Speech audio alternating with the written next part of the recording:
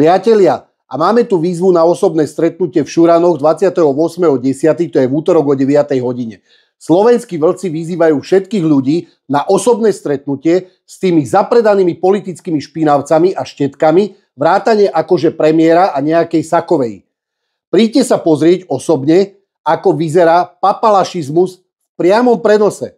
Príďte sa pozrieť, ako rozhodli oligarchovia, ktorí si kúpili týchto špinavých politikov a konajú o nás bez nás. Investícia že vraj za 1,5 miliardy, ale so štátnou pomocou pre vyvolených, a to v stovkách miliónov z našich daní.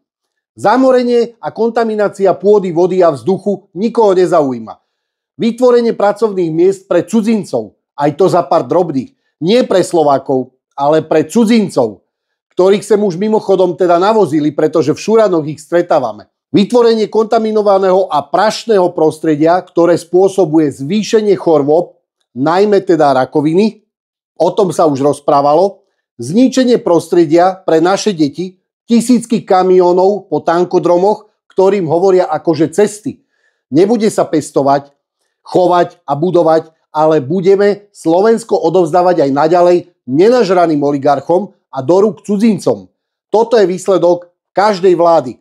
Baterkareň v tomto stave už asi nezastavíme, lebo nie je tu taká sila ľudí, nie je tu odhodlanie postaviť sa a doniesť ťažkú, aspoň poľnohospodárskú techniku v takom obrovskom počte, ktorá totálne obkolesí a uzavrie priestor výstavby tejto jedovatej baterkárne. Ľudia sú totižto ľahostajní a dokonca niektorí už aj úplne rezignovali a tak nám nezostáva iba možno jediná voľba.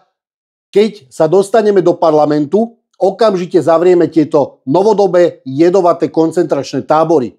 Dnes sa na nás valí niečo, čo smrdí iba jedom a peniazmi, ale nevonia skutočným životom. Nazývajú to pokrokom, nazývajú to investíciou, ale my to cítime úplne inak. Cítime obrovský strach, hnev a cítime zodpovednosť.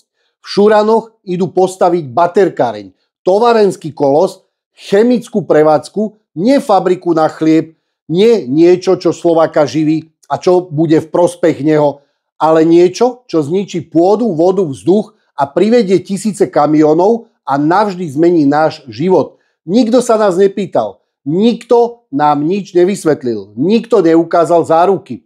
Len si to odklepli, lebo to tak chcel niekto, kto nikdy v živote nedržal motiku v ruke a komu ani nezáleží na životoch ľudí a na ich zdraví.